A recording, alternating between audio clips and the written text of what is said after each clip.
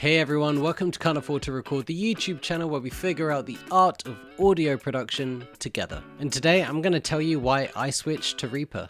So this isn't my first rodeo when it comes to switching DAWs. I was a long time user of Logic Pro, and then I actually switched to Pro Tools, and now here I am in Reaper. And if you want to watch the video about me contemplating moving from Logic Pro to Pro Tools, then you can watch that right here. Now, truth be told, I absolutely loved using Pro Tools. It just made sense to me, it worked for me, everything clicked, I loved how it looked.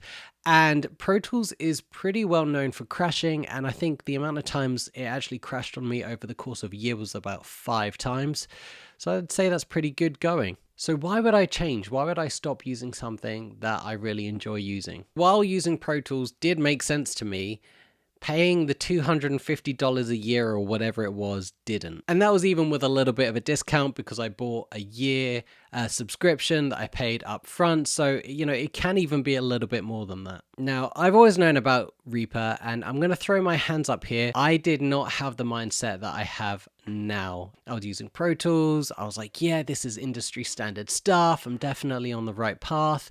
And I used to look at Reaper and think it's so cheap, like it can't possibly do everything it needs to do or what I would need it to do. And, you know, the plugins, the stock plugins look really primitive. And it's like, anyways, looking back at how I thought about it, it's pretty cringe. And I'm really glad I got out of that mindset. And it was actually speaking to a friend who's an amazing producer. And he was saying, you know, I've been checking out this DAW called Reaper. And I was like, really? Okay, I'm listening. So then, of course, I went and stocked up on all the Reaper Facebook groups and the subreddits and watched a bunch of YouTube videos of very similar stuff that I'm talking about now. And I just went ahead and downloaded it. And I'm so glad I did, because now, 6 months on, I absolutely love Reaper. Look, I don't think I'm a unique case. I think plenty of people sort of brush Reaper off or don't give it the time of day until they do, and then they realize, oh, okay, I get it now. Now, when you first open up Reaper, it can feel like you've stepped into the cosmos.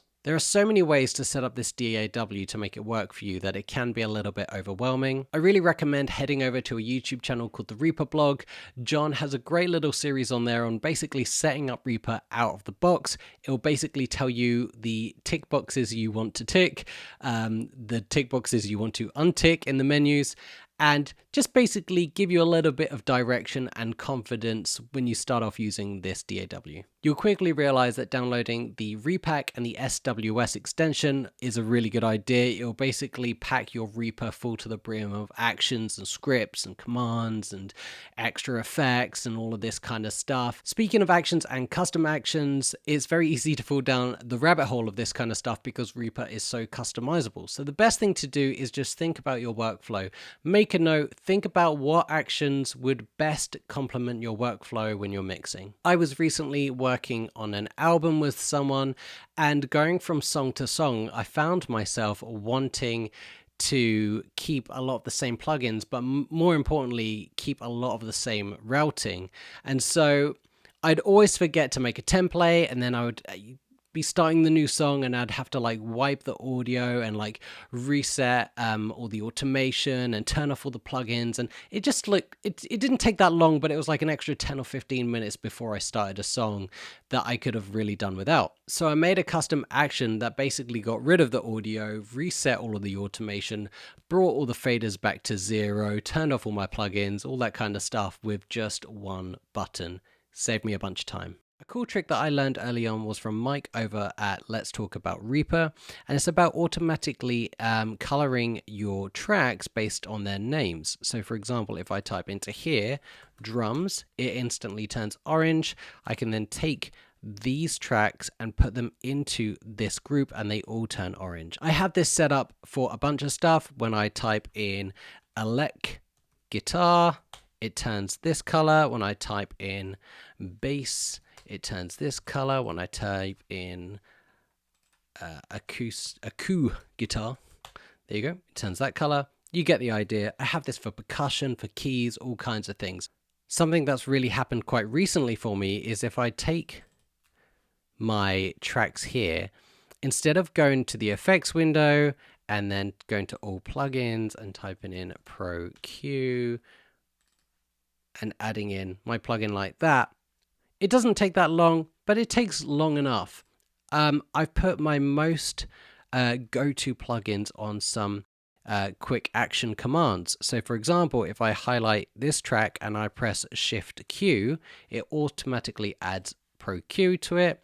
If I instead go over here and type in Shift P, it's going to add in my Purple Audio compressor. If I go over here and onto this track and I type in Shift R, it pulls up my favorite reverb.